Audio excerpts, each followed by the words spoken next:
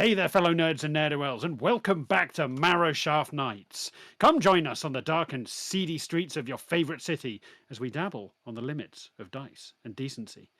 Now, did you miss us? It's been a whole week. Hopefully you're all caught up. The good news is, if you're not, all of our past episodes you can find on the YouTube. Well, then, if you're not aware, we're running a little competition at the moment. What we're going to do, if we hit 100 YouTube subscribers, our producer, Paul, is going to shave the ampersand logo into his own chest. Now, I'm in touch with some pretty powerful people on the internet, and apparently we've only got 26 more subscribers needed for Paul to shave his chest. So, your mother, brother, sister, lover, bridge partner, mistress, anyone, your postman, cellmate, counsellor, if you could get any of them to sign up, that would be much, much, much appreciated and would go a long way towards validating our crippling lack of self-worth. So please, please, please consider hitting the subscribe button, and we will do our very best to give you a wonderful night's worth of entertainment tonight. Now, we've got some real fun coming up. So as we go, let me introduce some of the hive of scum and villainy that have all crawled out from underneath their rocks to come and play tonight. We have, in no particular order, first up, we have the very magical Kalvin, who is playing Solomon. Kalvin, tell the people a bit about Solomon. Evening, everybody. Yes, I'm Kalvin. I will be playing Solomon this evening. Solomon is a human monk who has travelled to the city of Marrowshaft to learn more about monsters and beasties and things like that, to enhance his knowledge on said creatures to take back to his home. Has somehow ended up with this bag of reprobates and is learning a lot of new things. Not necessarily what he set out to learn, but it's definitely a learning experience. He has kind of been Peer pressure's a bastard, isn't it? It is, but he also just seems to be quite fine going along with it. He's not really sure what's going on most of the time, but no one's died yet, so surely it's all fine. That's a lie. Several things have died, including a small animal and a man working on a concessionary stand, and I believe you were responsible for the deaths of... Oh, yes, sorry, my apologies. No one important has died yet. That's hurtful. That's hurtful. Okay, there you go. That was Solomon. Now, next up, we have a man who is currently drinking aftershave out of a bottle. It is the multi-talented Cal, who will be playing, he said, looking at his notes, Barty Gwartheg. Yeah, tell the people a little bit about Barty Gwartheg. Yes, Barty Gwartheg is a currently octopus face man. He has unfortunately been cursed to have a shifting face, changing from animal to animal, creature to creature, beast to beast, at random times. So far, he's been a cow-faced man, and he's also been an octopus-faced man. Will it happen again? Who knows? Let's find out. He is a rogue. He is a human, believe it or not. He is a naughty boy. He swindles. He steals. And yeah, that's Barty Gwartheg. Thank you. There you go. He's got a resting beast face. He does indeed have a resting beast face. Excellent. Thank you very much. Yeah. I'm going to steal that. Thank you very much. That'll be what I'm describing him as from now on. Yes, thank you. You can put that on top of your CV. Right, third up in this pantheon of perversion, we have the lovely Cat, who is playing Willow. Tell the people all about Willow. I'm playing Willow, who is a barbarian, so she very much likes to hit things, and she's pretty good at it. She is also a centaur, so she has that going for her, which is actually interesting how she met Simon. He was interested in her anatomy, he says, and getting to know more about it. So she just thought, fine, it's someone to hang out with, and he seemed pretty capable. And then weirdly met up with the people who've been living upstairs for a while. It was an incident. They hadn't even seen each other really, and then happened to. But yeah, she's just going along and enjoying it. She's sweet and she's lovely and she's kind and she would never hurt a fly. She might run over a man in a cart, but she'd never hurt a fly. I was just about to remind you of that. It's like, literally the last thing that Willow did was But she didn't hurt a fly. Yeah. So she hasn't Killed actually a broken street that rule. hawker Trampled, I think, was and the word we selling used. roses out of a bucket. It's the most brutal Yeah, but moment she to have hasn't that. hurt a fly. So she feels she has managed to maintain her moral Dignity. pointer by not hurting any flies. Okay. Strange morals, Okay. but All right. Yeah, there you go. Hey, there you go. That's Willow. And last but not least, played by the very lovely Mash, we have Thea. Yeah, hi, I'm Mash. I'm playing Thea. She is an astral elf who is not very happy about her situation. She is Never have Barty's current wife, much to her Hmm. dismay, and she is finding it increasingly difficult to keep her cool around him. She's trying her best to keep him alive long enough to prove to her Muse and beloved girlfriend that she didn't mean to get married to him, and she is going to get the marriage annulled. And so we'll see. we'll see. No, Okay, she's not going to get there her you go. Muse back, so she's not happy about it. Okie dokes. Right. Now then, I have it under advisement that you have a tune for us all. We Mash, do. is that right? You've been we do. penning various verses to our anthem Well, this very show. Cal did help last week with his own did? verse. He did a very good job, a very incredibly awesome job. Good. However, I did have enough spoons this week, so Yay! Here we go. escaping on a horse and carriage that seems as stable as my marriage. With a bunny bear in tow, we still had far to go. In Marrowshaft, a humble home where demons came and claimed the throne. In Marrowshaft, all right is wrong and devils sing you songs.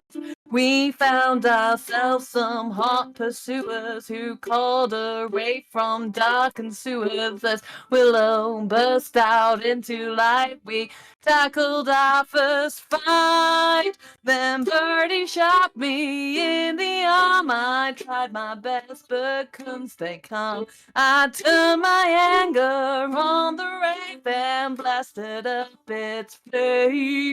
Her voice guided us to the dark side where a poor flower guy was crushed alive. The vampire dude told us where to hide, so now it's bunking in some.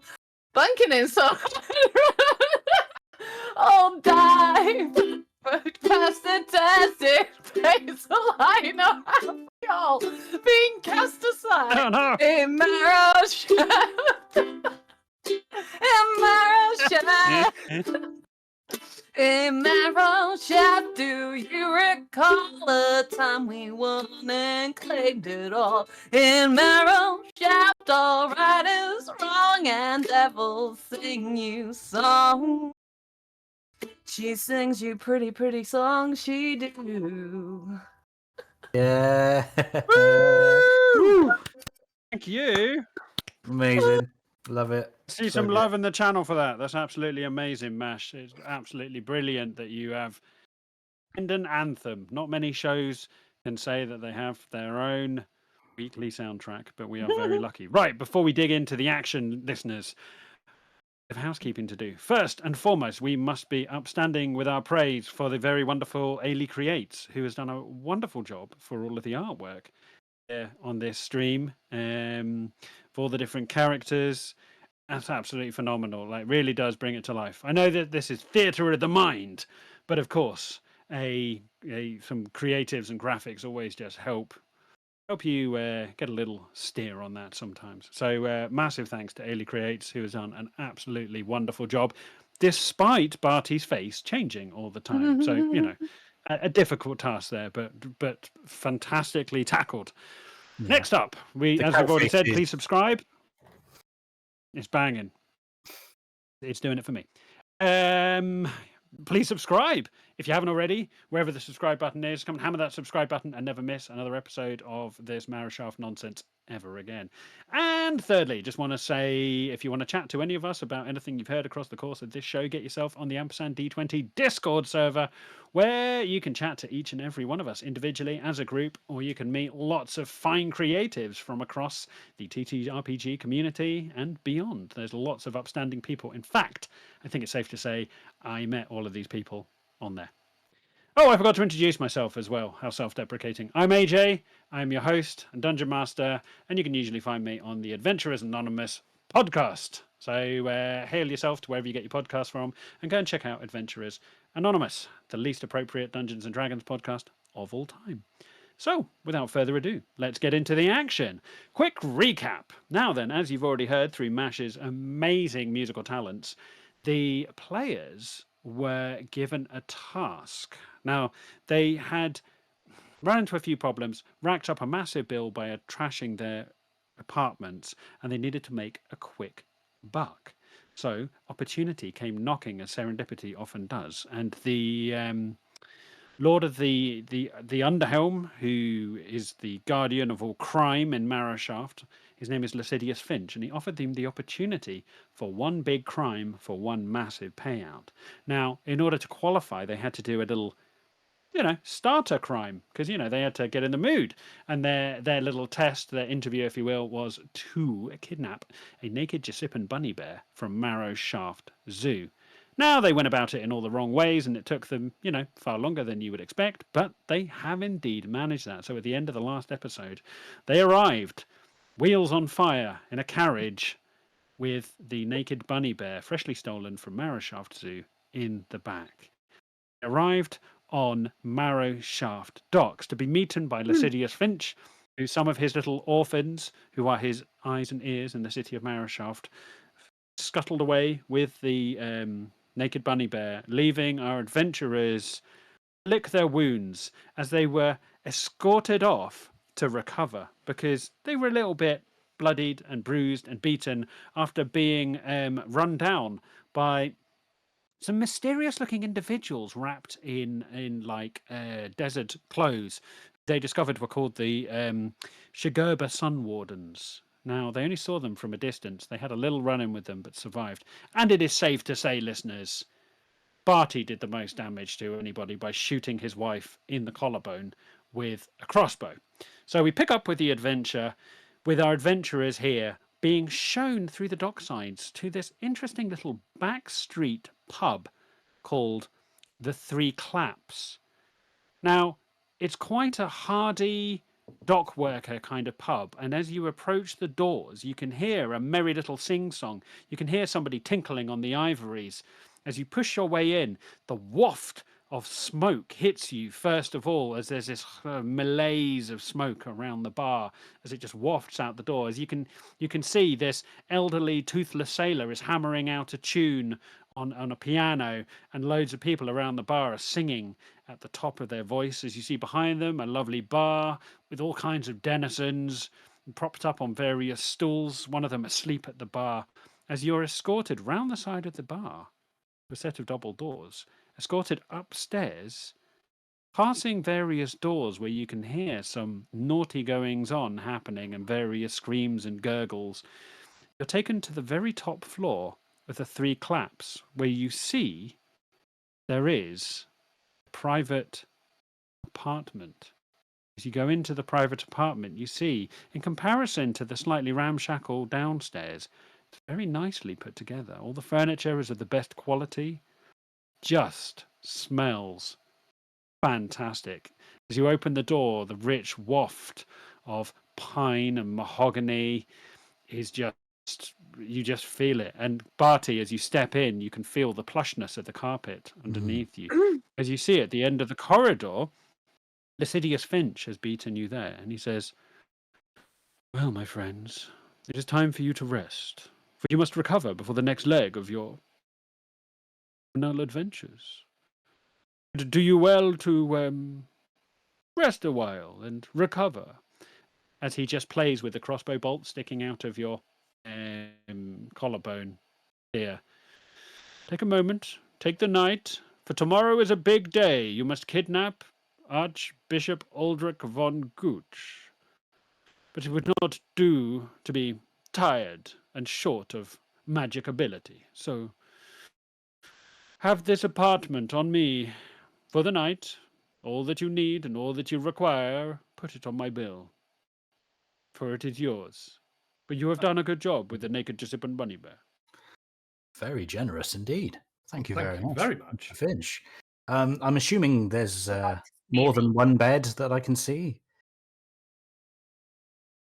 Yes, there's more than one bed. Sometimes I like to entertain guests. By letting them watch you sleep? Well, crime is a broad church, Barty. Crime is a broad church. You don't have to tell me. We do not in any way wish to come across as yucking yums, Mr. Finch. We are very much in respect of. We're about yums all the time. Yams.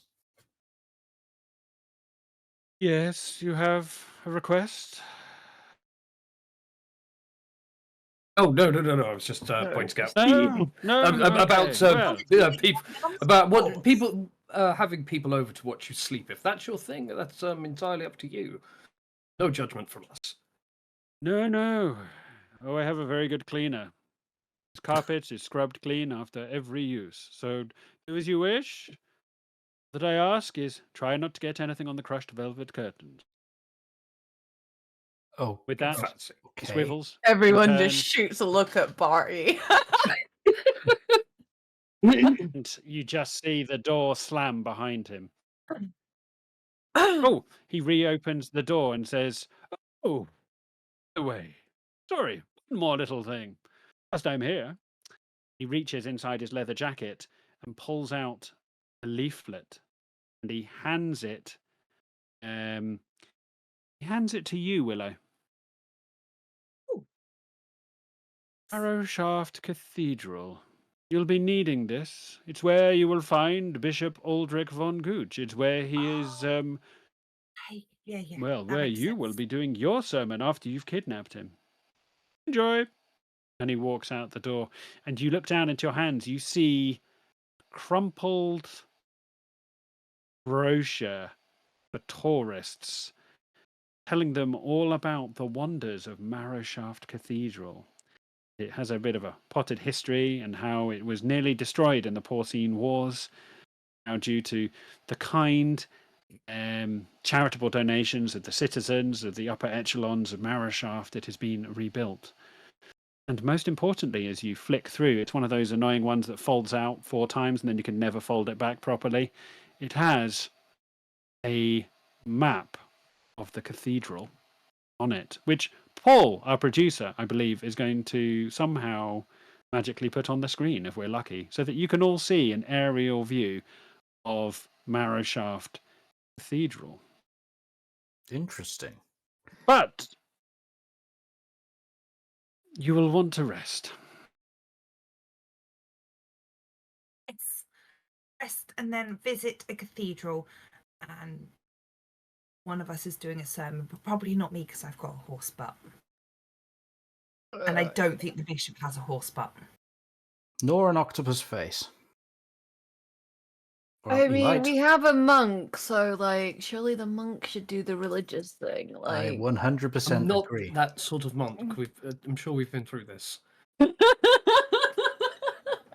sure we Don't have. actually take dear listens when you state that. Really, don't take it in a bad way. It's not that Thea doesn't care. I Oh think. no! I just don't listen at all. It's fine. I don't listen when anyone. Yeah, I was gonna say. I think words are a thing that Thea doesn't bother when they come out of other people's mouths.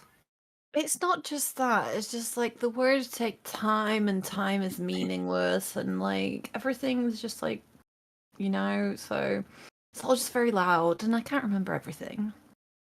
That's my wife. Ignorance as always. No. So no wonder that she keeps forgetting your name. Yes, she does. I She mean, does. you know, Yes. also age and Thea was explaining to me she's been alive for quite some time, and you've got all those thoughts in your head and all those memories, so she's bound to forget something insignificant like a name, right?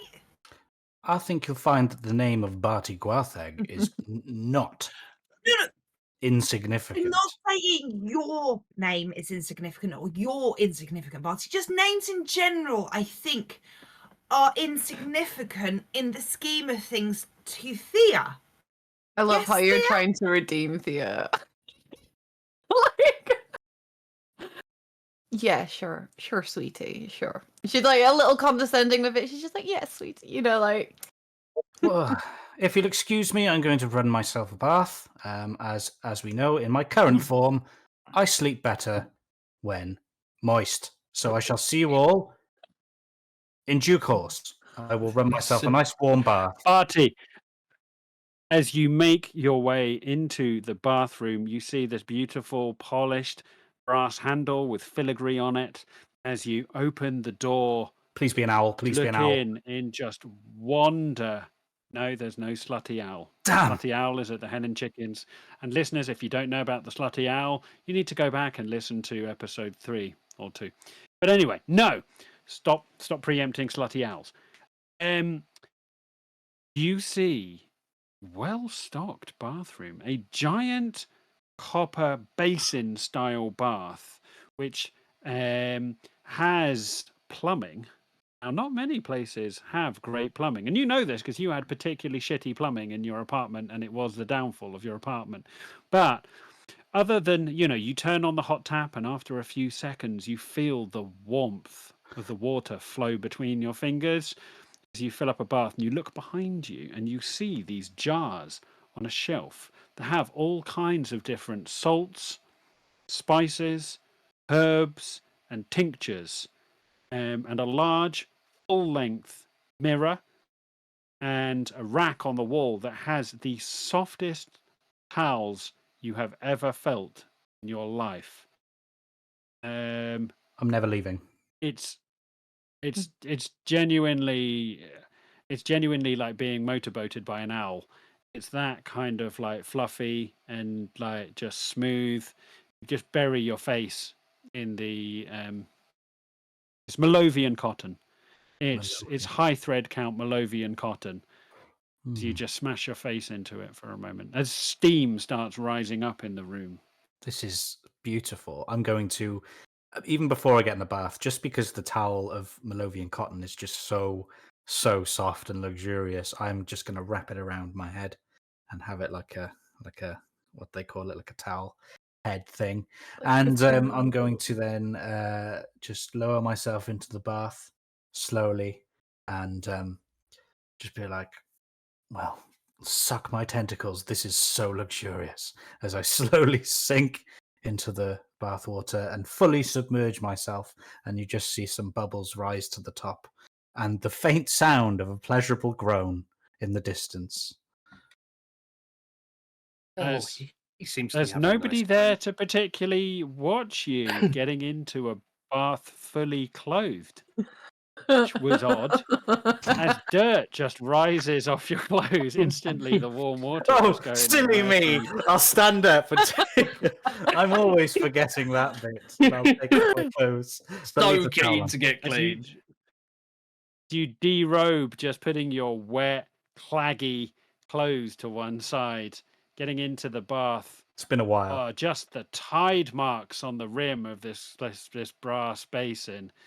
As you luxuriate, you feel your pores open as your tentacles go turgid in the water. We'll just leave you there in that happy little moment, and we will. What are the rest of you? What are the rest of you? So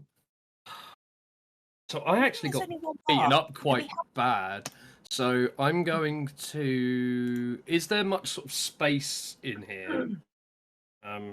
Basically, Oh, it's spacious and it's nice, okay. And you see there's 2 main bedrooms, both of which with a double 4-poster bed in it, with wardrobes full of fresh clothes and changes of linen, etc. There's even a little mint on the pillow.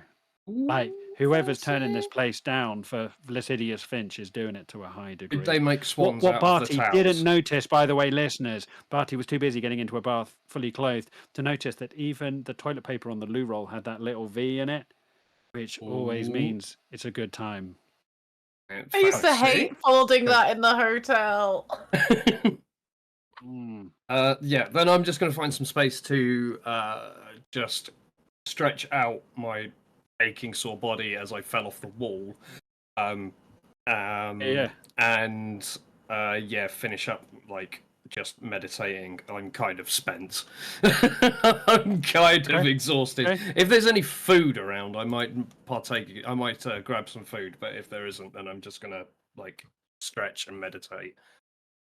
Perhaps Fine. we should order some food. The Count did say we could put it on his tab. I mean, I Theo, don't know how make that me can... hungry, so I could do with make eating me a quite perception check. Oh, you got this. While you're Who's rolling that, I rolling? put every single thing that was in the jar in the bath. Salts, spices, bubbles, everything. I just want to see what happens. It could kill him. Right. Someone make me a perception check. Barty, I Okay. need you to make me a wisdom saving throw. 19. 19 from Mash. 19. So, right, this is how it goes. Have a think. How does this go? Solomon, you see a roaring fire. The warmth of it instantly heating your tired bones as you stretch out, doing various monkish yoga techniques. You click and you clack and you bend your muscles and bones back into place. Your core strength. Looking down, you're shredded, but not in a good way, in a broken way. You look down, you've been shredded throughout your accidents. As you peer, you see a chaise lounge. As you recline, just soaking in some of the warmth of the fire. As Thea, he's now got out of the way of the fire, you go and stand at the hearth side, looking, something glinting in the light. You see a small copper bell with a sign next to it that says, "Ring for assistance." Cool. We should have been asked for food because I could probably eat a horse. Grim! I mean, actually, Cannibalism. I probably would, because it might be a distant cousin. I'm not sure how it works. I don't know how that, where. Anyway, but the point is I'm really hungry and I think we could all do with food. I also have a feeling it's going to be a while till any of us can bath if there's only one bath, because I don't know when Barty's getting out. I'm there all night. This is where I'm sleeping.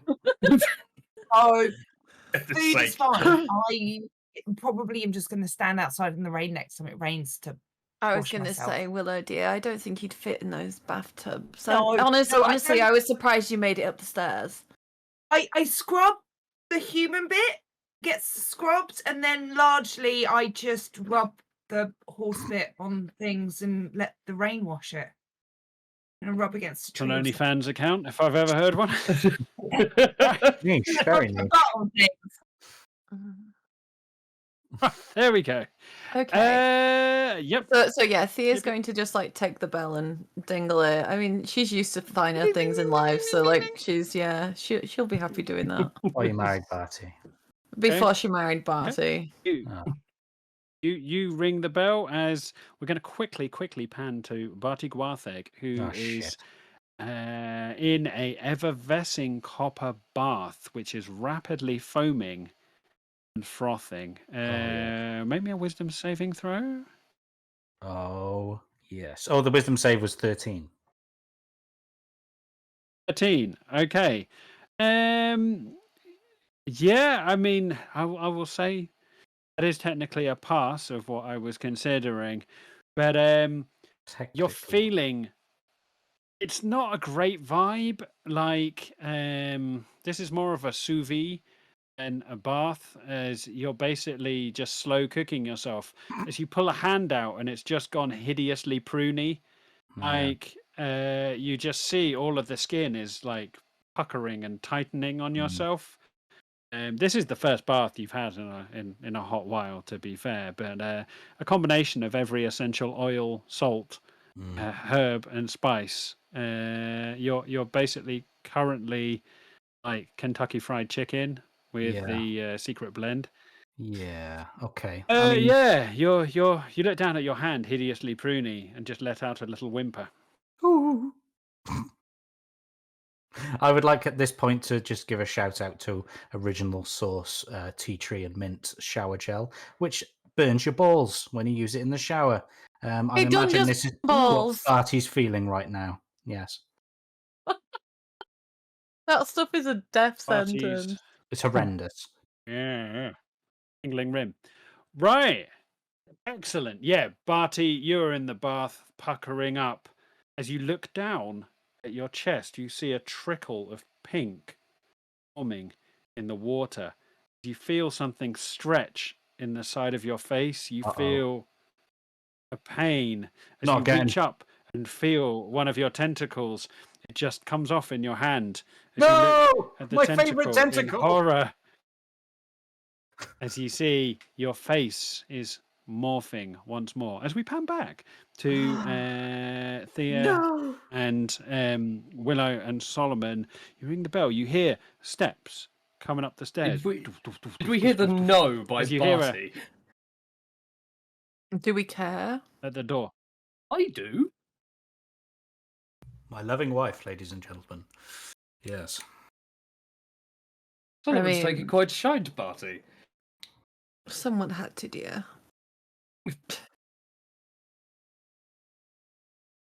You're muted. Are you muted? Once more, you dear? just hear again at the door. Someone I'm get gonna- answer. Willow's just going to run and get the door for food in case it's food. Hello, are you food? You open the door, looking everywhere as you hear a cough. You look down, you see a tiny gnome in the doorway, just in like a suit jacket, as he's like, "You rang?" We would like food, lots of food. Food for 4 people who have done much activity, one of whom is a horse, one who's an octopus, and then some human food. I don't think What they else need the would I particulars, eat? just food, I think will be fine. Yes, just food. Solomon says Right. just food. I only eat the You look finest down at him, he just fruits and smiles. vegetables. Can we also have some fine fruit He's and making vegetables notes for in a little our like. astral He's elf got a little friend? notepad. That'll be That- great, thanks. Yeah, no Quickly. worries. We're on Lascivious Finch's bill. As he's like, Yeah, Tell you all what. on his bill. one charcuterie board and one nuzzle bag. As he just spins on his foot and just like fucks off back down the stairs. As you hear the doof, doof, doof, doof, doof, doof, doof, back down the stairs. I'm going to rush to the bathroom after hearing Barty just going, no! Is the door locked, or am I going to burst in on a sudsy Barty? You open the door and you're just hit by this wall of steam. It's like the most erotic Swedish sauna you've ever been in. The problem is all of the essential oils and salts. It just gets into your eyes, ears, nose. It's like, do you know when your mate like goes out and they put too much cologne on? You're like, it's just bracing as it hits you. As you look into the steam, you can see mysterious, dark, and swirling shapes. Make me an investigation check. My favourite tentacle has fallen. Oh. That's 4. Or as you keep walking on, your hand goes into something warm and wet as you stumble and fall into the bath. You find My penis! form of Ooh. excellent. That's one tentacle that didn't come off. As you Thank God. just feel you've left the door open and the steam is slowly wafting out the door and just lowering in the room as the temperature drops, as you see in front of you just a bath of swirling filthy water and tentacles, as in it is this bedraggled looking furball, as where was once Barty with tentacled face. The curse which is bestowed upon him by this witch has now turned his face into that of a lion, But having been underwater, he's all kind of like, when you put a cat in water and its fur just all clings to itself. Barty is the most wet and bedraggled, disgusting looking lion faced man you've ever seen in your life. Because he's got a wicked overbite. His two fangs, like two proper sharp teeth, stick up. Oh. What am I? Solomon, what am I? Well, you're king of the beasts. You're I know that, but what animal am I? You seem to you look like a very wet lion right now. But, Oh, no. I think it's an improvement on the tentacles, if I'm honest. Hand me a mirror. I mean, I'm always partial to the OG. Hand me a mirror. I'll search around for a mirror in this busted gas bathroom that we're in. There's a full length mirror in one corner, which we discussed earlier, as Barty steps out of the bath, water just draining off him past his pallid cheeks. As you just take a towel and just brush off the full length mirror, as Barty, you just see this. He's got this majestic mane, but it's currently all clumped together and damp, as it's all clagged in these kind of bedraggled, washed out kind of way. Blow dry me, Solomon. Blow dry me now. I mean, I don't think that. It's working. I'll Keep get blowing. a towel and Keep dry blowing. And close the door. You're letting the steam out. I'm getting really dizzy. Okay. All right. Ooh, do you know? Ooh, As you're just blowing on Barty's head, you hear a cough. As you look around, you see a tiny little gnome holding a silver tray with some of the finest cheeses and meats, and holding this majestic-looking nuzzle bag in another. As he's like, "No judgment." As he just carries on, walking past, and Thea and Willow, you just see he puts it down. He also uncorks a fine bottle of red wine, puts down 4 glasses, bows, and walks out and says, "Ladies, I trust that will be all. If you do need me, please ring my bell." And he just spins around and walks out. Cool. Willow's just going to tuck into food. She's a girl. She's barbarian. She's got to eat. Get it down. But as she's eating, she's like, "Solomon, Barty, food's here. And if you don't get in here soon, I'm probably going to have eaten it all. So no worries." Solomon's blowing me a moment. We'll be right out. We won't be long. Thea just picks up the I'm wine getting and very starts tired. pouring it, but she pours 3 glasses and then takes the bottle and just starts I will attempt to dry off my hair as best I can.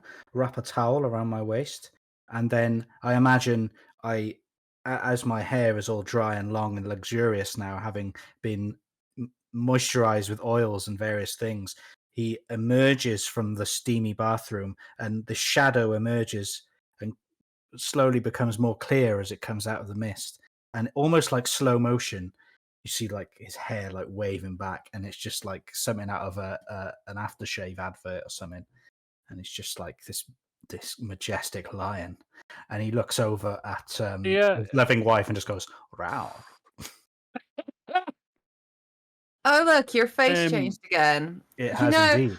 I knew a bard out in the county who had a rug like you once." Whoa. That is actually really hurtful, and he'll start to cry. It's okay. Oh, It's lion's fine. tears. Yeah, that's a magic item, isn't it? Lion's tears. Yeah. It's better than owl semen. "Do you want some food, Isn't it? Barty? Will that make you feel better?" Remember, Thea's just mean and spiteful at times for the sake of being mean and spiteful. I actually like it's this not- look. I think it looks good I on you. think it's your best look so far, personally, Barty. And I think the waves of mane really, really frame your face. Thank you. I do miss sucky Majestic. tentacle face, though. I never. was a bad as rug, it with was a anyone nice who's ever rug. blow dried their hair, he's poofed out. He has a giant his mane is all currently almost like static poof. It's just gone. It's definitely, I think, the best look you've had so far, and majestic. Thank you very much. May I say, and excuse the pun, you are filling me with pride. Very good, very good. Brother, brother. Question: did that little fella say that he As could get us anything? I could really do with some trousers. No, there's trousers in the cupboard. Ring his There's a bell and wardrobe. ask. Oh, Mhm. fantastic! You just ring his bell and he gives you make whatever you want. me. Yeah. Okay. What want a what check do you massage. need? Are you ringing the bell, Solomon? Well, you said Unless- that there well, was if- clothes there, didn't you? If there's clothes in the room, then I'll grab a pair of suitable trousers. But if not, I'll ring the bell. Maybe an investigation check. Oh, I'm so good at those. Oh, 16. Yeah, you open it. You see, you and Lascivious Finch are much of a muchness in terms of your like girth. As you see, they're quite fine trousers. You can tell from the stitching that these are not shitty. Like you've just been used to the traveler's life and the monk's life. And these have got a good hem on them, decent Ooh. zip. As you look down at the zip, they have YKK on them, and you still scratch your head as to why all zips have YKK written on them. As you pull on a set of fresh linen trousers, a little bit of pride tingles inside yourself as you feel swankier, you feel richer. These are nice. As, These are comfortable. They've got that weird, shitty inner small pocket as well that no one knows what they're for. Are they for keys? Are they for change? They've just got that weird inner pocket that's too small to really fit anything in except one finger. I thought they were for condoms. Sure. Yeah, I mean, most trousers come with a holster. Such things. Who even knows? They are. They're good. They're a good cut. That's all I'm gonna say. And yeah, you put them on. No need to ring the bell. You just Okay, lovely. They look really good on you, Sonny. So Thank you. you're Very not kind. I What like you the say? way Willow's just stood there watching you get changed. Mhm. Kind of just a horse just eating cheese, I've lived with watching him. the monk getting changed. All right, you know. But I think It you probably wasn't a just huge actually amount does of- see Willow as a horse.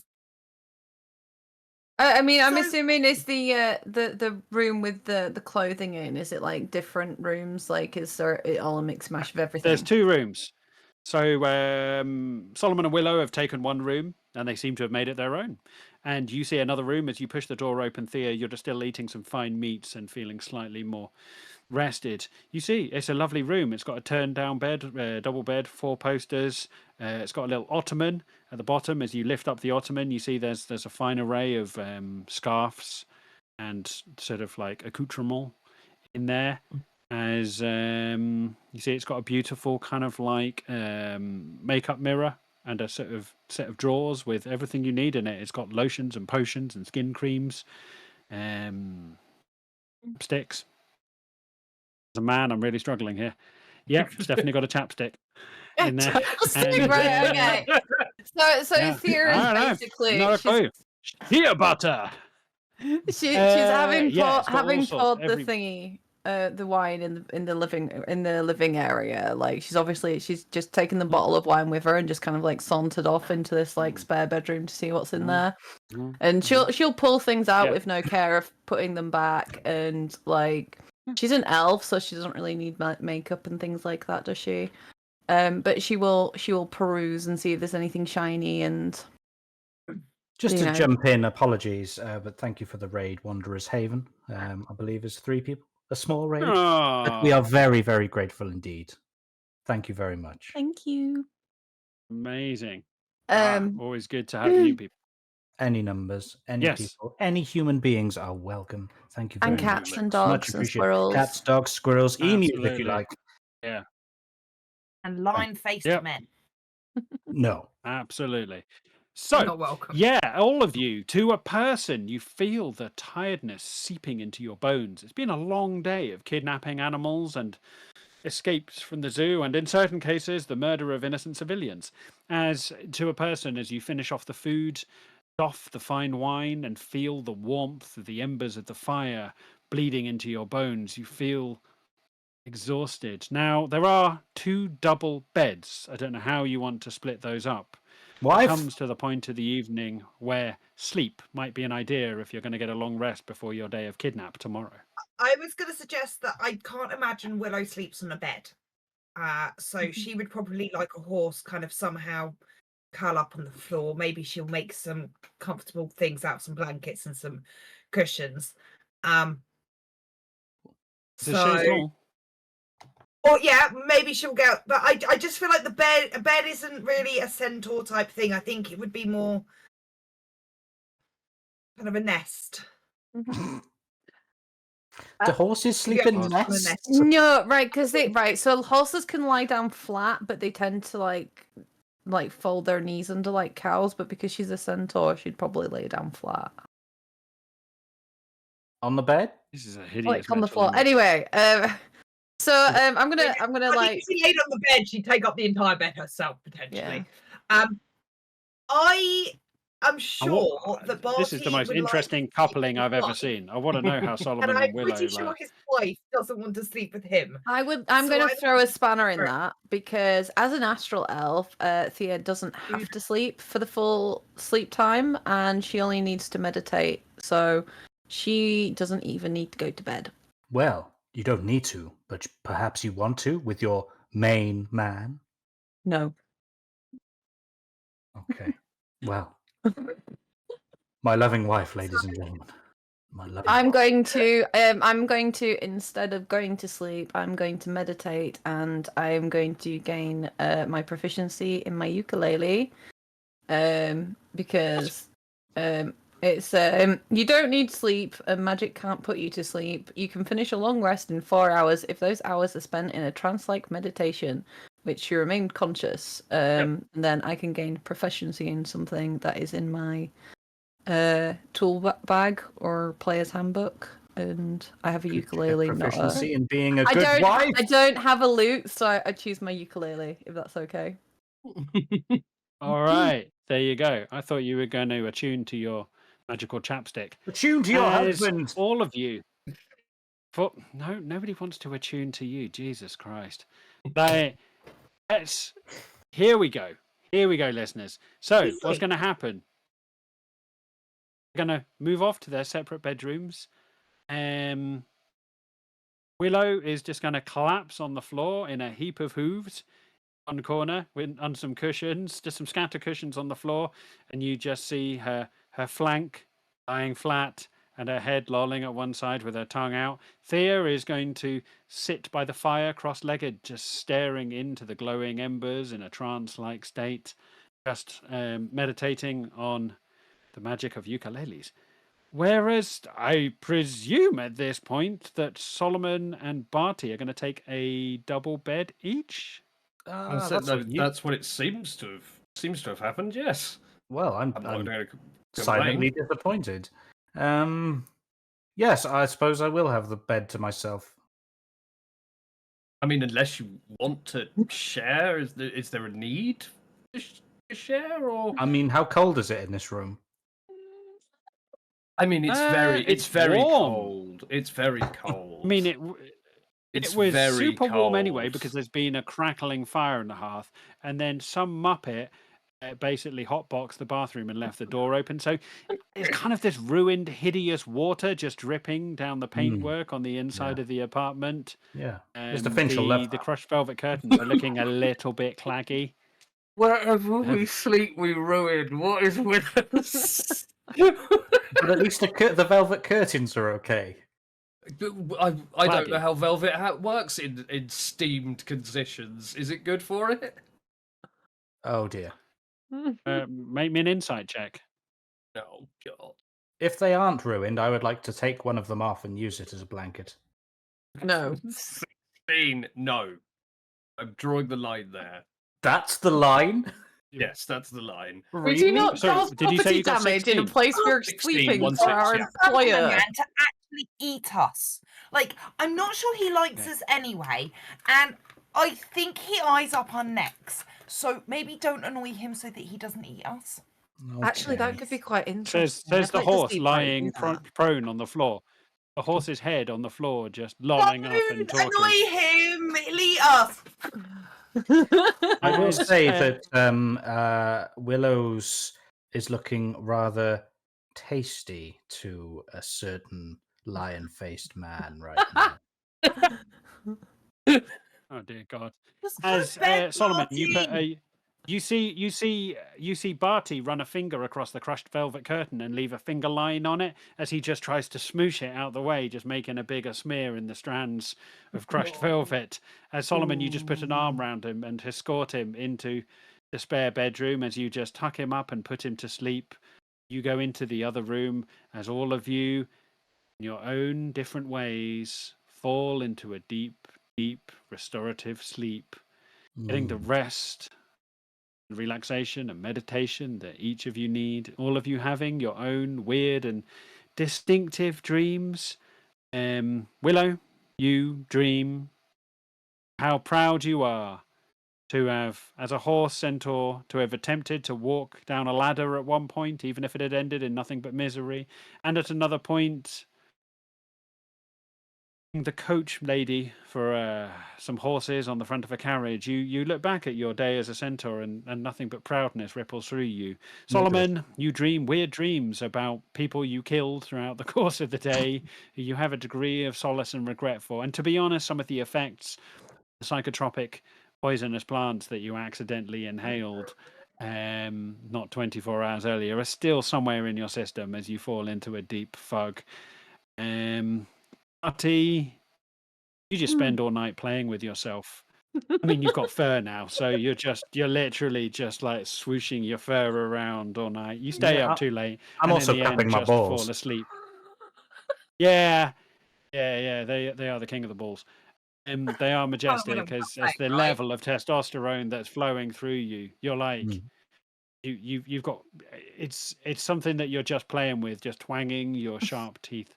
Now, Thea, you drift off into a meditative state, staring into the embers of the fire, going to your calm and gentle place as an astral elf. You project yourself across the infinity of space, the cosmos, centering your mind on a single grain of intention, which is the ukulele. As you channel all of your It's a special intent and energy ukulele. into the mastery of ukulele, you keep on this like a single snag on a jumper. There's just something like a grain of sand in the corner of your eye that's irritating you as you try and center yourself, desperately trying to bring yourself back to that single point of meditation. Now, you've meditated hundreds, thousands of times in your life. It is as easy to you to meditate as it is for Barty to play with himself. It is just a natural action for you. It doesn't even take a bonus action. It's just the natural class ability to you. But something snags, something irritates. You can't quite find the peace that you seek. Try as you might for hour after hour.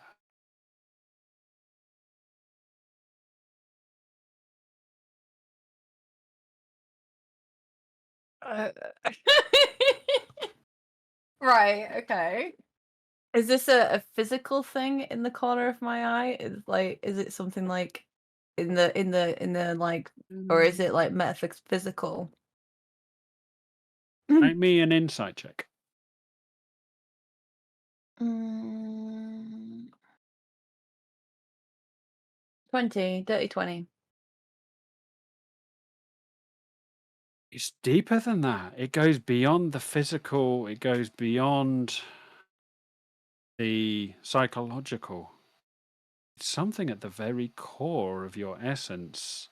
Like if you had a cool, refreshing, tall, ice-cold glass of water, single drop of piss in it, still feel the fact that you wouldn't want to drink it. Even though you couldn't see it, it would be tainted. Something inside you feels wrong. Like a single thread out of place on a crisp linen shirt. Like a snagged line on a jumper. Something just isn't feeling right. as at the very center of your being, you feel something with your relationship to your muse, your patron, at you. So like in her head, like she's not gonna do it out loud. She's gonna reach out and she's gonna be like, "Is that you? Are you there? Can I?"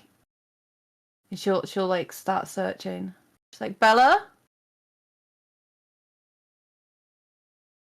Make me a religion check.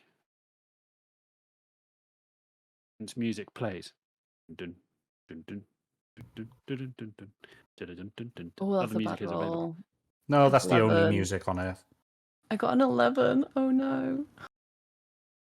An 11. You feel drifting across the infinity as an astral elf, across the infinity of space and time. Feel something playing with you, like a playful energy. I don't like that. Playful energy. And it who are you? What is this? Like, can you speak? Oh, she doesn't want to talk to you, darling. And who are you? Oh, you are in her bad books. Me? Oh, I'm the ugly duckling, the one they don't talk about. You mean the one that got left behind for me? No. I am the fly in the ointment, the piss in the soup, the nasty little one. Oh, Bella is so busy. She has no time for people like you who turn their back on her. I didn't turn my back on her. This is just like the world's worst hangover. I got married and she's pissed at me. Like I swear it's not my fault. Oh, have you seen the man you're married to?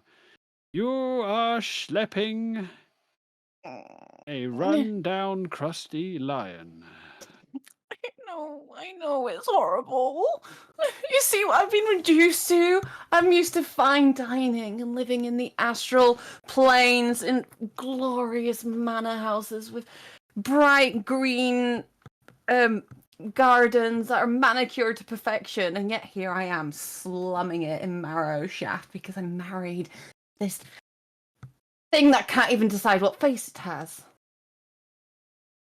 Well, darling, I don't want to make a big thing out of it, but that is kind of your just desserts, for you really did a daft one, didn't you? As you feel something tugging at your earlobe, you open your eyes and you look down, and there's just a tiny little wood nymph sitting on your shoulder. As you hear the voice in your pointy ear go, "Ta-da! It is I." Oh, lovely. We've never been formally introduced. I presume you are Thea. Well, my name is Snickel, Bella's brother. A nasty little wood nymph, sired by her father, Erephesius. He had me by accident in a office party in a harvest festival. He got a little bit fruity in the cloakroom, and well, I was sired. Naughty little wood nymph. Quite the family scandal. Mm-hmm. So why are you I doing was too Bella's busy to dirty deal work with you. then? Because So I'm why the you- dirty little family secret, darling. They don't have time to deal with you, so they sent the naughty little wood elf. Ugh. I'm a nymph, actually, not an elf. Sorry. Are you finished with the wine? No, but you can have some of theirs. I don't think Barty touched his. He just hovers around the rim of the wine glass, just like nipping on it. It's at this point in the storyline, whilst everyone else is snoring, and we've just introduced this character, that we're going to take a quick 5-minute drink and comfort break, listeners, during this plot twist. So we will be back in a handful of minutes. We're just going to refresh our drinks. Was your spirit always so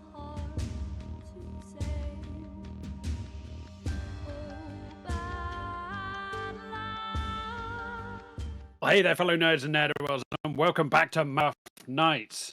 Thank you for giving us a little bit of a rest there. We hope you're still here. We hope you're still tuned in for fun-packed fantasy fuck nuggetry for your enjoyment. So just to give a quick recap of any of you who've missed out on the first half or need a quick bringing up to speed, our fellow adventurers were finding some respite in a local inn called the Three Claps. They had just undertaken a very brave kidnapping of an animal in the zoo to prove their worth to the Lord of the Criminal Underworld, and they were about to head off to kidnap a bishop as part of a overarching high stakes, high paying crime.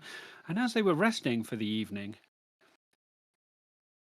the astral elf of the party, whilst trying to eat around the theme of her youth, felt a small snag in the back of her consciousness, and on interrogating that snag and pulling on that particular one, she had discovered the presence of the brother of the Muse. Her Muse is Bella.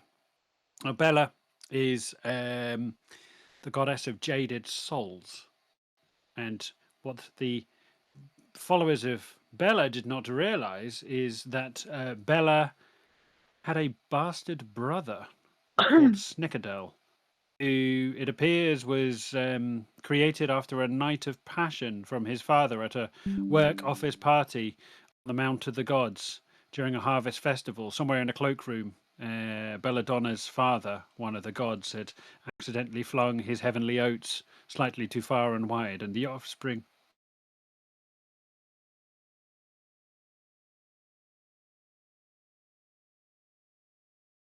Yeah, but it cleared up. It literally cleared up as he was talking.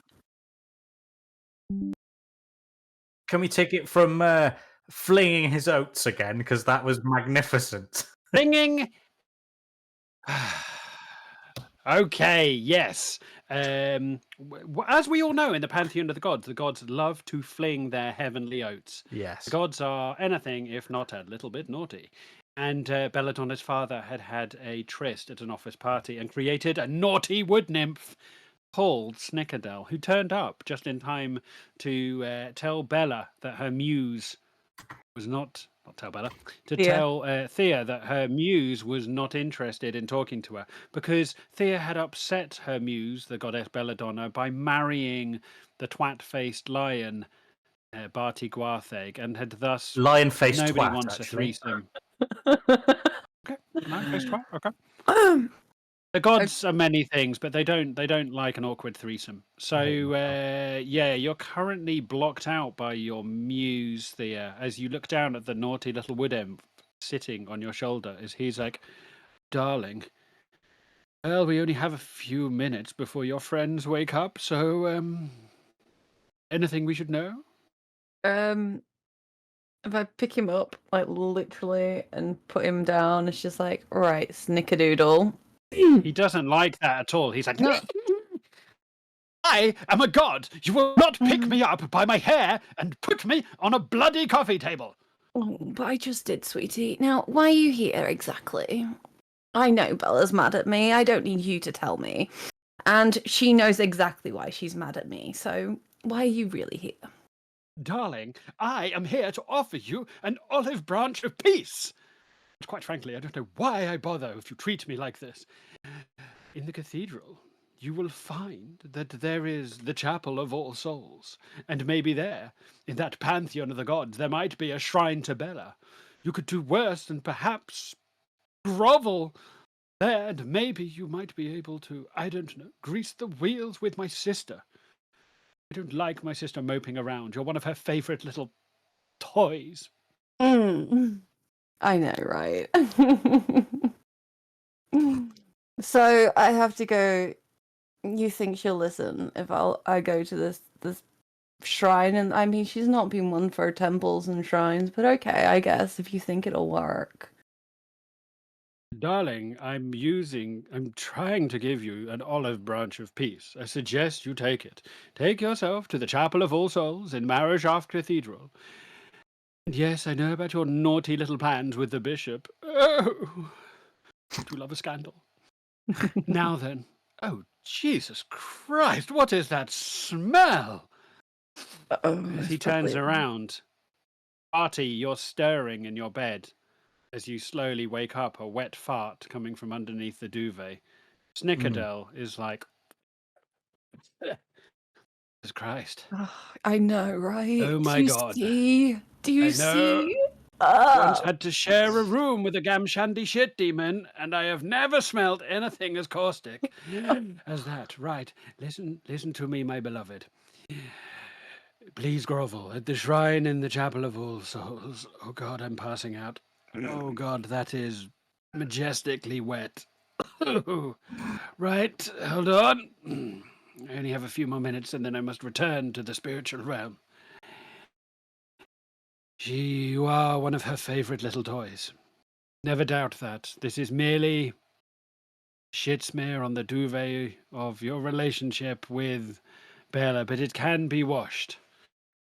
We can get past this. So maybe if you would do this for Bella, my sister might once again embrace you into her loving bosom, and all of her gifts and boons shall once more be yours to suckle upon.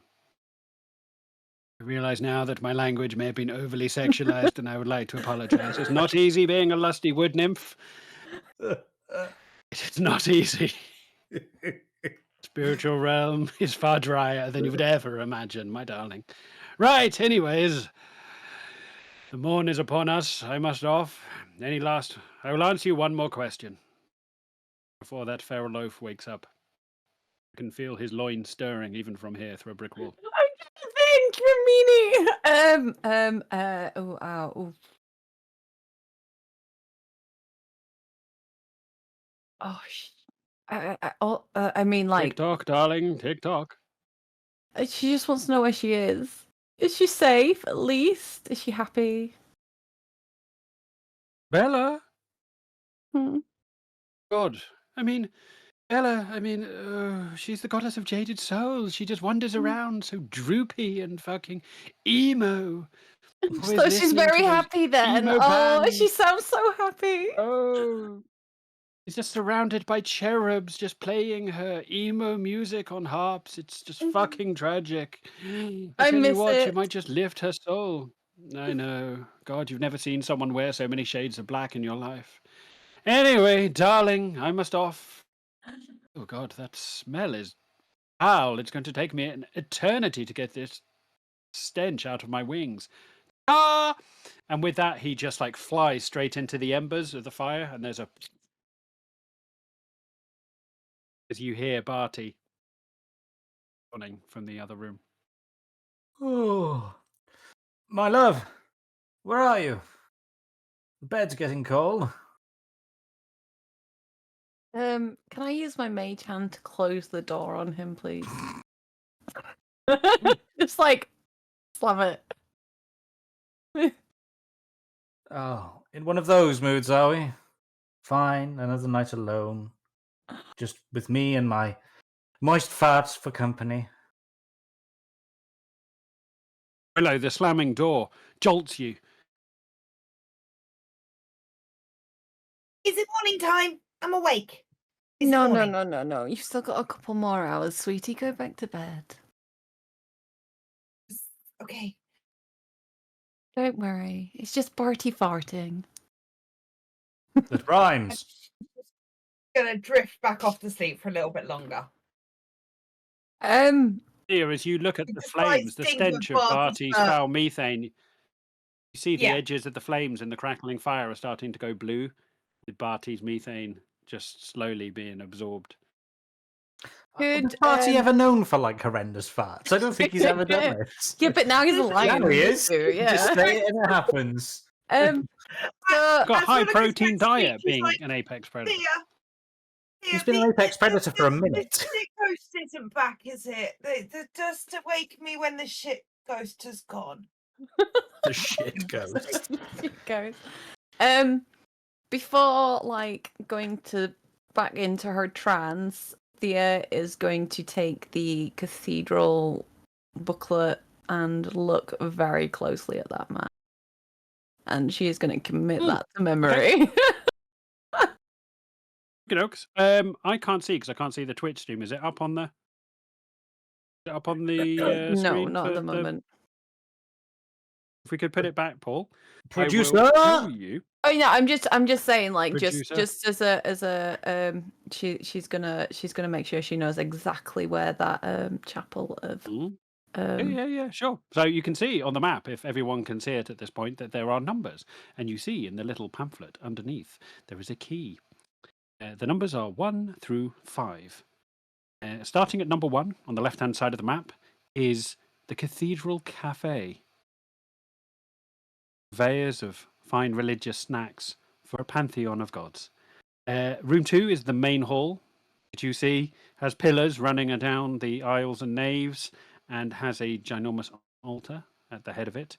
3 is something called the Burkitt Room. Doesn't really give you a lot to go on there, but it's something called the Burkitt Room. 4 on the map, on the right-hand side, is the Chapel of All Souls. And 5, at the very base of the cathedral, is the entrance hallway. Okay. Okay. You see in the pamphlet, it says all charitable donations are welcome at the Umbratata, which is the Church of Shadows, which presides over religion in the city. And in Marrowshaft Cathedral, there are various options available, including a guided tour. If people are interested, for a mere 2 gold pieces a head, you can have a guided tour of Marrowshaft Cathedral. Also, there is a you can book in for high tea in the cafe, if that be your interest. For 5 gold pieces a head, you can book in for high tea, which is a very fancy fine dining experience in the Cathedral Cafe. And the Chapel of All Souls is welcome for a veritable pantheon of gods to be worshipped. There are very few gods who are not welcome. Yeah. Except for Miroslav. It says there's a little asterisk by all gods are welcome. It says Miroslav, the god of inappropriate greetings, and his followers are not welcome now or forevermore in Marrowshaft Cathedral. Inappropriate In greeting. tiny little writing. So. Okay. Okay. So, is it morning? Are we? Morning-ish, yeah. You get the feeling it's about early morn, what we would call about 7 o'clock. So you could have a lie-in if you want, but this is the day you need to do the deed of the kidnapping. Yeah, I say. I will wake up. Correct rest in order to mark a long rest down. You may all mark yourselves off as well rested. Even Thea, who technically doesn't need to rest. Thea Delicious. is now grade 8 on the ukulele. Nice. And can play all of the advanced notes. She can now play Dire Straits on the ukulele. Marrowshaft. Right, okay. I would like to bang a saucepan and wake everyone up whilst walking around in nothing but a towel. Bang, bang, Where did bang. you find a saucepan? Okay. Dung, dung, dung, dung, dung, dung, dung, dung, dung, dung. As you hear somebody smashing on the floor below, you just hear a voice shouting through the floorboards, "Shut the fuck up! It's 7 in the morning!" Exactly, it's morning time. Time to wake up. Big day ahead of us. Barty, have you tried ringing the bell? That's usually how No, things but work in I places think- like this. I think you've just woken everybody up. Maybe other people are staying here and they didn't want to be awake at 7. But I am awake now. And we should probably have some breakfast and some coffee and Actually, plan. Willow, more while crime. I've got you on your own, I do have something I need to confide in you, if that's okay. I'm starting to get the feeling that my wife no longer loves me. You're only starting to. Just last night, I don't know, I just got this vibe of she's usually so loving and caring and considerate, but last night there was this coldness to her that I haven't seen before. Are we talking about Thea or have you got another wife? I just need to clarify because This I'm is a bit confused. Thea, right? Yes, of course. Yes, Thea. Yes, yes. Who you think is loving normally and has suddenly become not loving. Correct. Yes. Yes. When she literally. Okay, Barty, I don't think I can tell you categorically, hand on heart, I do not think Thea's feelings for you have changed in any way, shape, or form. So you're perfectly good. Our bond is stronger than ever. Is that what you're saying? I'm saying the bond today is exactly the same as the bond yesterday, and nothing has changed. Oh, Willow, you do know how to make a lion smile, which is a very unique skill to have. Thank you. It's my pleasure, Barty. And she's going to give him a hug. Your marital bed is drier than silica gel.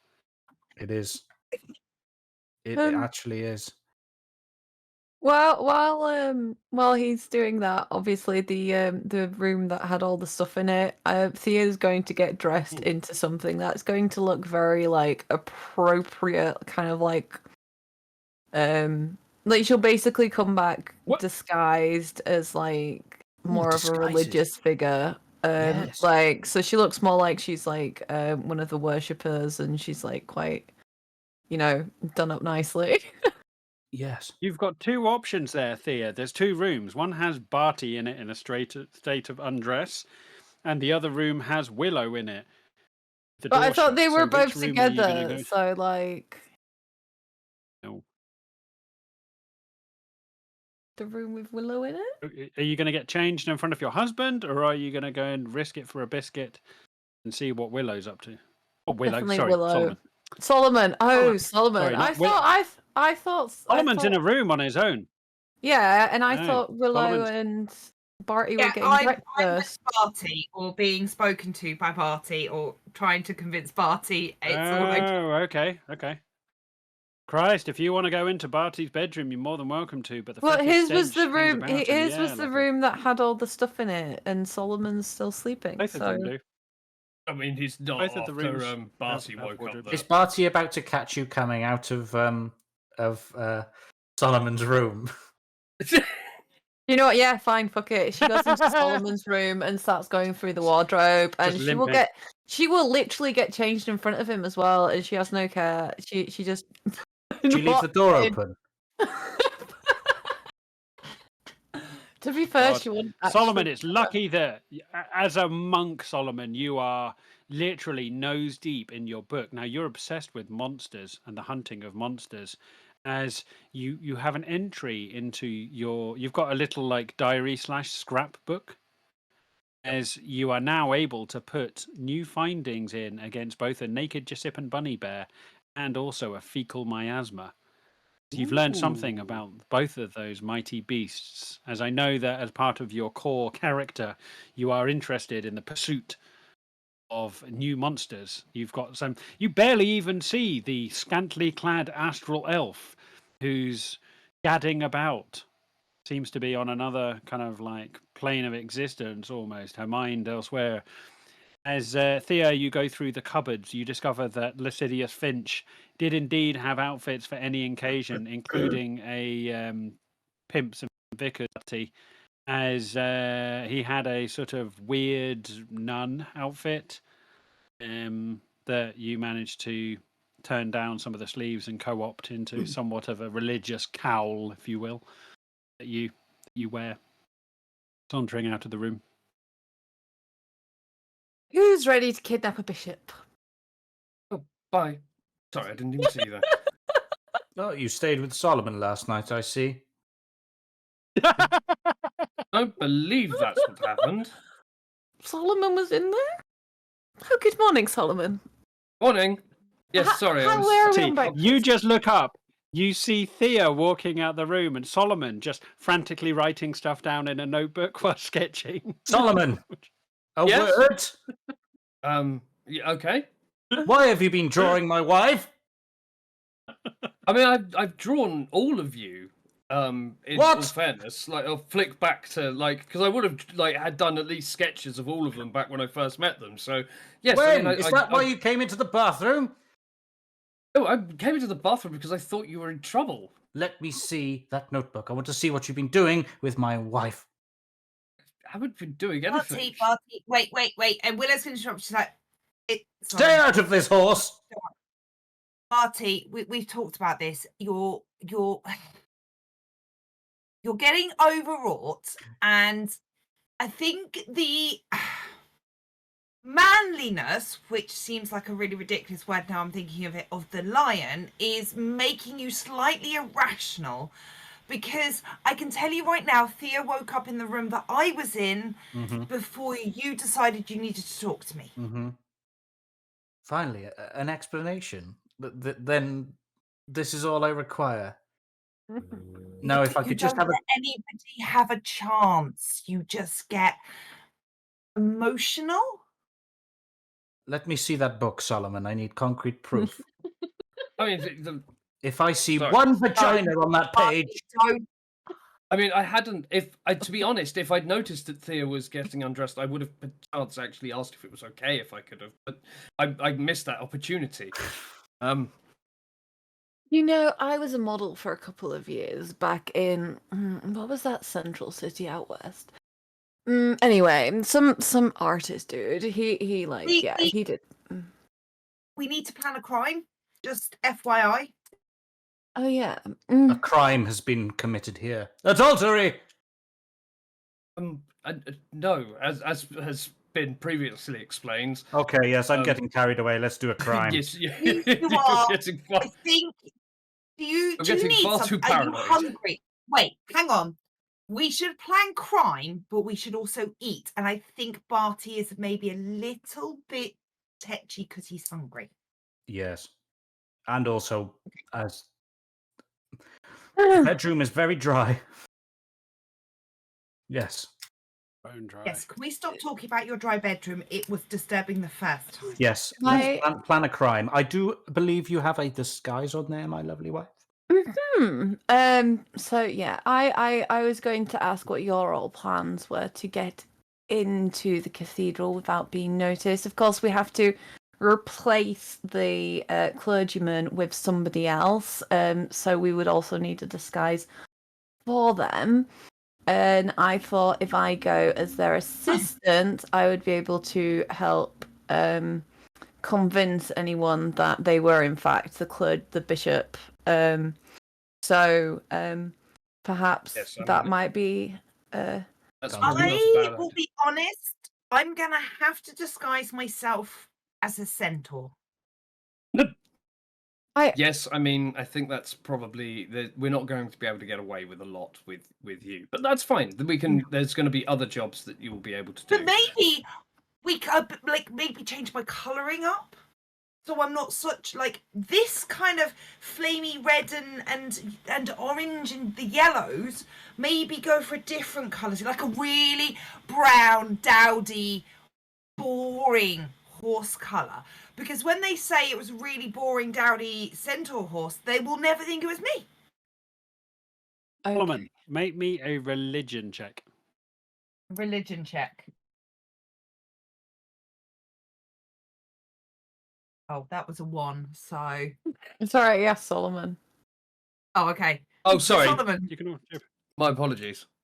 I was going to say, because I'm clearly not allowed to do any religion. 12. 12.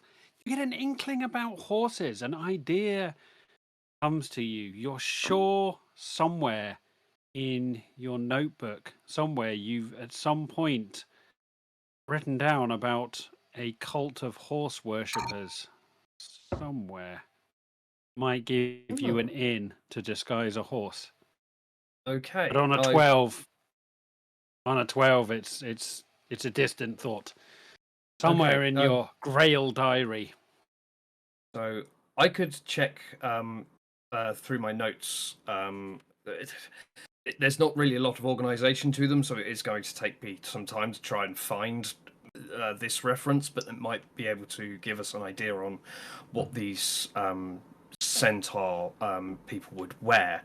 So we could do that to disguise Willow.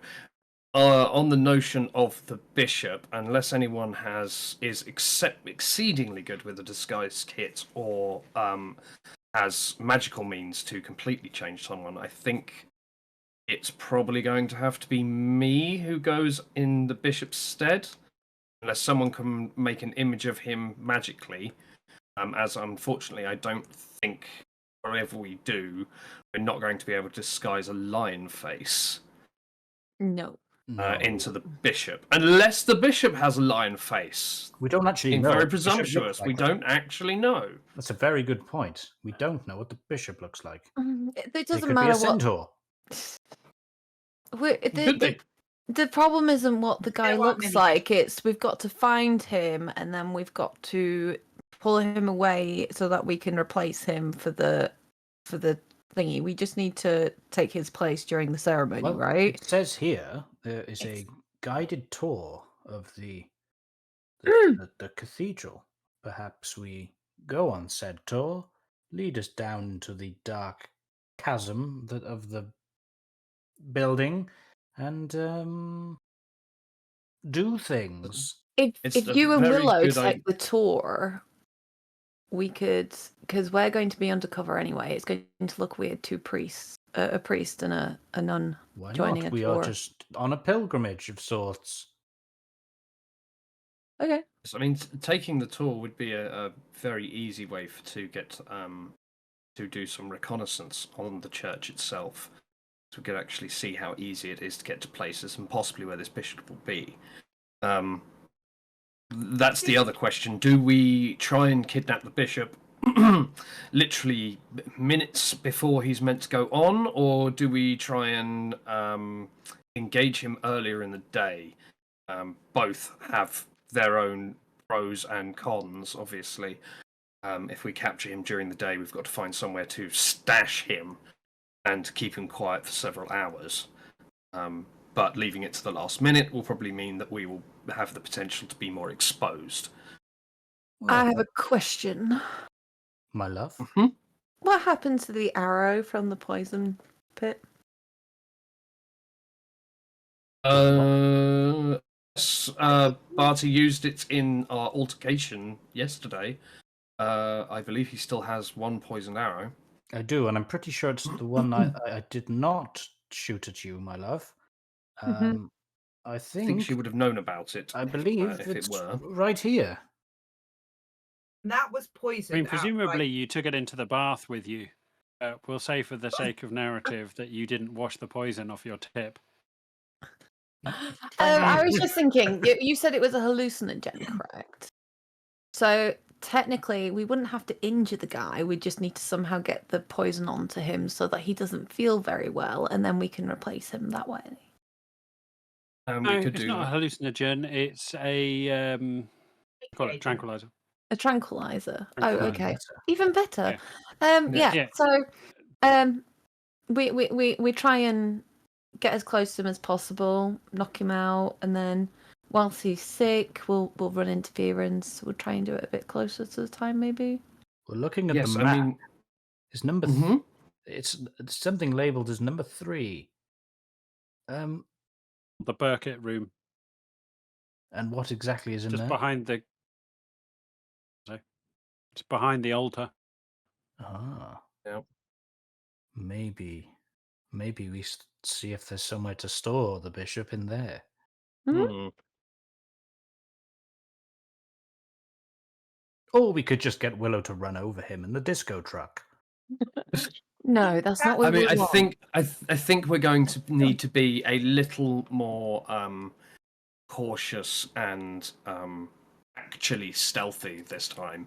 I'm not quite sure how we're going to achieve that, think but that's actually a very valid point. And you know, Solomon, I am all for charging and hitting, but I think yes, caution this time. I do think guided tour, very sensible. We should get the lay of the land. I know we've got a map and everything, but you know how sometimes it's really difficult to relate those little tiny like drawings to actually the perspective. But I don't think I should run anybody over with a cart. No. I'm down. But I'm down maybe for the thing. if the store place is a good place to stash him, that might be an idea. Yeah, we should scout it out and see. Good idea. Technically, if I've understood it, we just, unlike the bunny bear that Lucidius wanted us to take to him, he hasn't asked us to bring him the bishop. He's just asked us to remove the bishop and replace him for the speech. Did he say what we were supposed to say in the speech, though? We're essentially, I don't remember it word for word, but it is essentially the opposite of what the bishop is planning to say.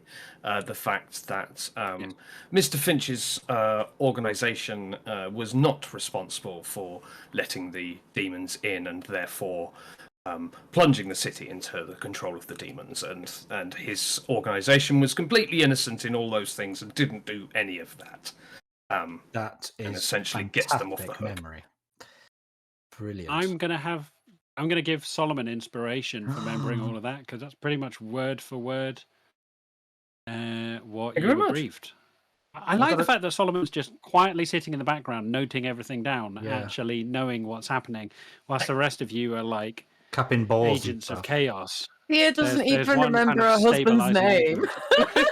influence. like it is well within my character.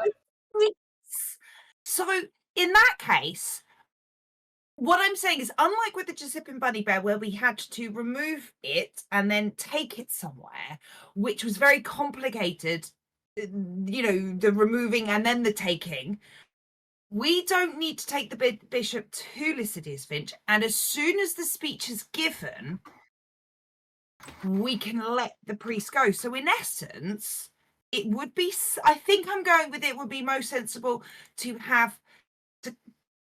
hold him on site to do the thing. Like, I'm saying, let's not travel too far with the bishop. I mean, I'm sure he's not as bad as a Giuseppean bunny bear, but I still think we're not very good at smuggling things.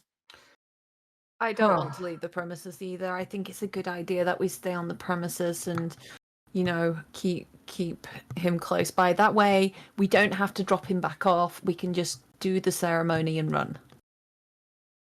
Yes. This is yes, we don't have to actually transport him anywhere, which leads to all of its own issues. I'm impressed with all of you. Thank you. Yes. They're really taking time, aren't they? It's quite cute. We're I didn't get a word of that, I'm afraid, Willow. You were breaking Missed up. that entire. You broke up there. Willow, you're doing that thing with your lip again. Stop Enunciate. Smuggling. Smuggling? We got the word smuggling. Got Now muggle. Now you're flapping. We hear nothing. Muted. Stress. It was having a moment, Solomon. Don't worry about it. I was trying to look at the map and I focused too hard and I got a little dizzy. Okay. I swear you Okay, started. you okay? You feeling all right now? Annie. Yes, I shan't look at the map anymore. Okay. You just see her hoof is going a bit pale. A bit pale in the hoof. Don't make me look at things! Yeah, apparently I was actually technically looking at the map, but Roll20 was having a bit of a moment on my system. So she does. Yeah, this. If you hold the thing too close to her face, her eyes don't seem to like it. I've done a lot of thinking in the 5 minutes I've been up, and I haven't had food. And that doesn't agree with me. So maybe the more clever people should do some thinking now. No, and I'm gonna cook food. I think you're actually kind of dead on. I think get some food and we'll go to the cathedral and go take a tour. And just before that tour, we are very grateful to have a raid of 10 from Roll Together RPG who are about to join us on this wonderful tour of Marrowshaft Cathedral. But yes, thank you very much. Welcome aboard.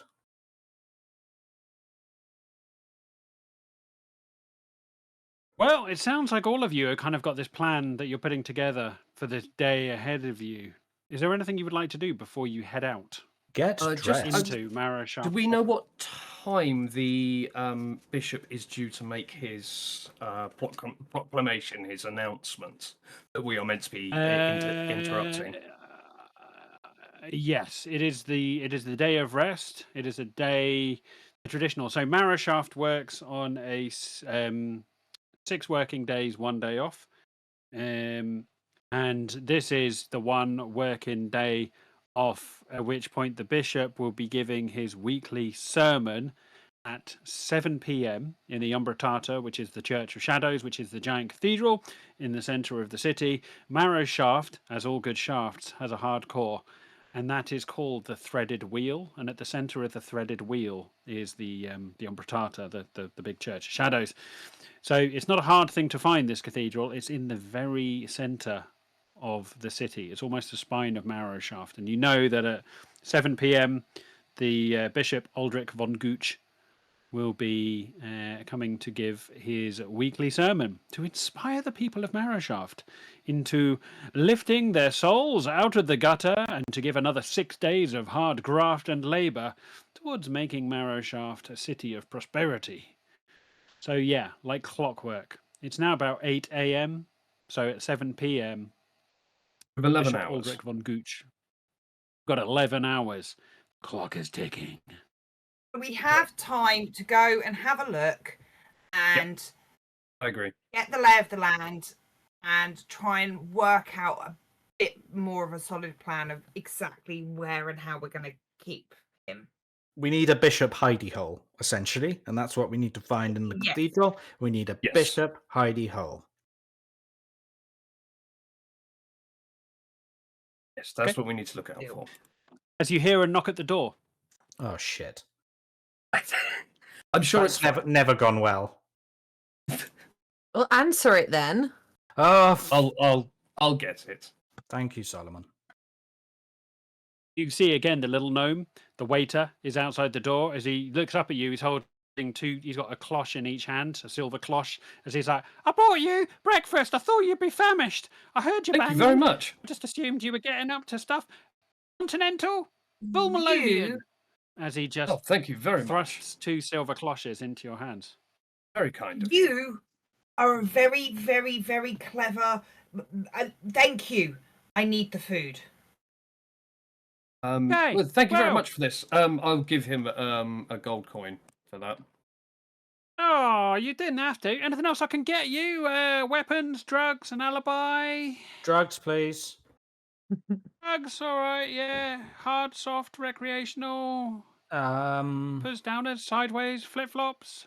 Flip Top flops, edge. please. Flip flops. You got flip flops. Flip-flops, all right. Yeah, no worries. I'll be back. He just fucks off. Excellent service.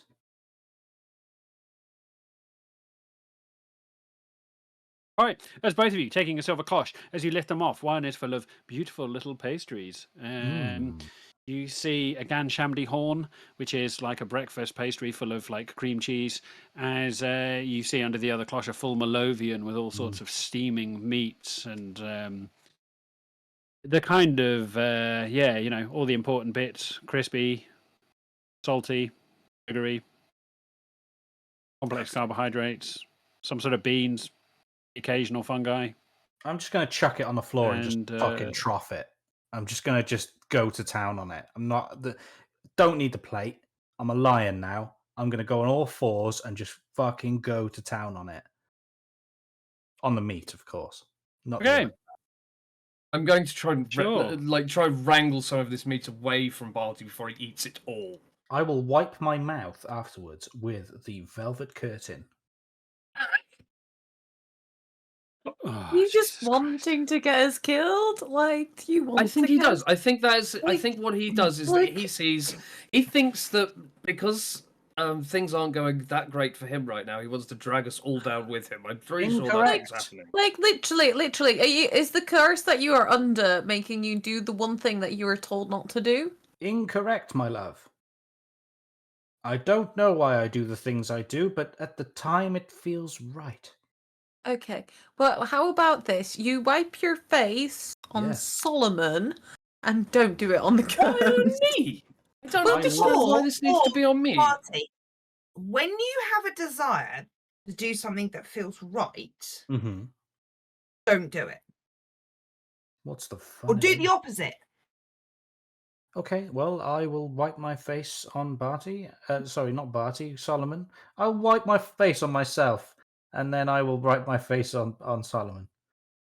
Oh, As you smear your okay. face across the monk's robes, you hear a deep sigh from Solomon. As you hear a cough from behind you, all of you spinning around on the spot, you see Lascivious Finch framed in the doorway.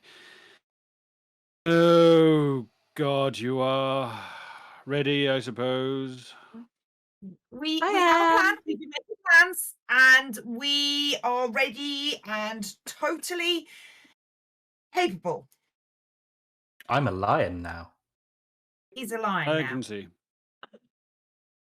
Ugh. King of the Beasts, as he reaches over He and just smears fall some like an fried egg from the side of your mane, where you've just been like smooshing through a full Malovian breakfast. There's just beans and egg just smeared across your fur. Well, if you're ready, I have a carriage waiting downstairs, which will take you to the threaded wheel, where you will be deposited, ready for you to investigate the Umber Tartar. Are you ready for the next stage of your adventure? I Yes. believe so. very ready. Perhaps. We have a plan. I'm very interested in this good. plan.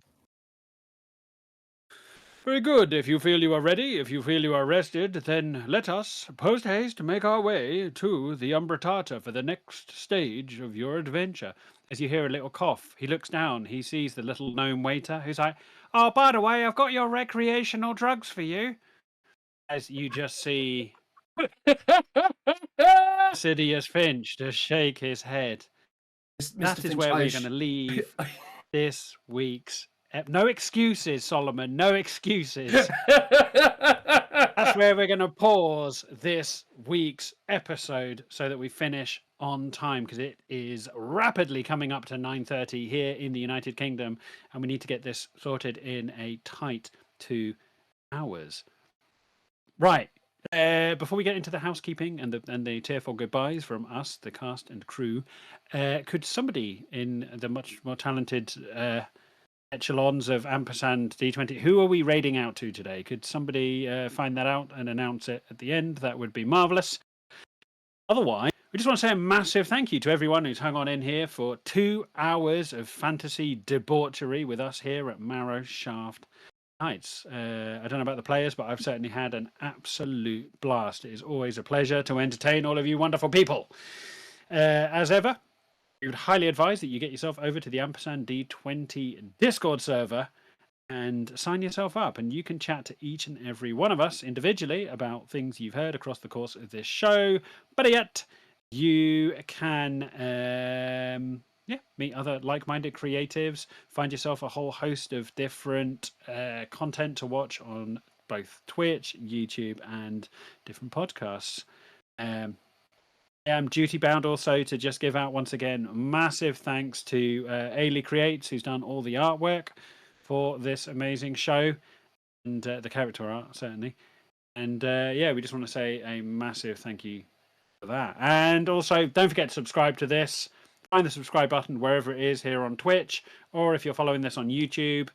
We just need 26 more subscribers, and our producer Paul has offered to shave the ampersand symbol into his ample chest wig. Wait. So just 26 more people. You can be the straw that broke the camel's back. Okay, folks, right. It is a massive goodbye from all of us here in no particular order. It is a massive goodbye from the wonderful Barty, played by Cal. Yes. Goodbye. You can find me at seelyttrpg.com and also on many socials under the name Seely TTRPG. Very convenient indeed. You can catch me. Do you know what? I was just about to say you can catch me on Thursdays for Homebrew Havoc, but we have just had the last episode of season 1, and please do go check it out. We got massively trolled by the DM Paul, who is kindly producing for us tonight. Yes, also you can sign up for the quiz, very nerdy quiz that's coming in November, hosted by myself and the Ampersand channel. Go to Discord and sign up and tell me what your favorite fruit is and other things, and you'll be on the show. Thank you. Amazing. All right, there you go. That was a wonderful cow. Next up, we have the moral spine of this show, the straight-edged man who is single-handedly keeping this criminal adventure on rails. It is Solomon, played by the very wonderful Kalvin. Yes, I am Kalvin or K. You can find me on most social places under K of double K. And mainly you can find me on Twitch. I'm meant to have scheduled days, but my schedule's kind of up in the air at the moment. But if I am streaming, it's usually from 10 a.m. EST UK time, weekdays. And yeah, that's about it. If you want to come over there and say hi and hang out while I play computer games and scream at things. It's fun times. Amazing. It's always a good time. Okie dokes. And next up, we have the other K of many Ks. We have Cat Tulip, who plays the amazing four-legged Willow. I am the other K of the double K, Cat Tulip. You can find me when I'm not here on some socials as Cat Tulip, or shouting in the background of K Stream and encouraging his play. Encouraging, always encouraging. Or making coffee. That's a life skill. Yes. Okay, there you go. That is the lovely Cat Tulip. And last but not least, just want to say a massive thank you for all the musical efforts as well to Mash. The tunes are always much appreciated and super talented. I'm embodying it's a big... my bard as I'm living my bard life. Yeah, I just doing what Theo would do, I guess. Yeah, I'm Mash. Yeah. Well... I'm not horrible in person, I swear. I write epic fantasy under the name Ash Hester. You can find The Light of Miera and such on Amazon. I'm also here Monday to Friday at 9 a.m. with breakfast bants with my buddy Swifty. And we like to chat a lot of shit and get you ready for the day. So yeah. Oh, also, Pengy's podcast comes out tomorrow. It's the very first TYG podcast going out on YouTube, and we're all really excited because, yeah. So yeah, tomorrow on the TYG. Who's Pengy? The only way you can find out is to tune in. Right, and last of all, it is myself. A massive goodbye. I'm AJ. If you like what you heard here tonight, you can usually find me as the host and dungeon master of the Adventurers Anonymous podcast, which is available every Friday. We put out 2 hours of fantasy fuck nuggetry for your podcasting enjoyment every Friday, and is just as silly and as magical as everything you've heard tonight, with a whole different crowd of people. So yeah, come track us down on your podcasting platform of choice. That is the Adventurers Anonymous podcast. It's so good. Right, that's it from all of us here. Hopefully that's entertained you for a few hours. We will no doubt be back very soon, but before we do, we just want to say a massive thank you to everyone who's tuned in, everyone who's raided in and stayed with us, and yeah, big love to you all, and hope you have a wonderful week, and we'll see you back here for more Marrowshaft real soon. Marrowshaft out.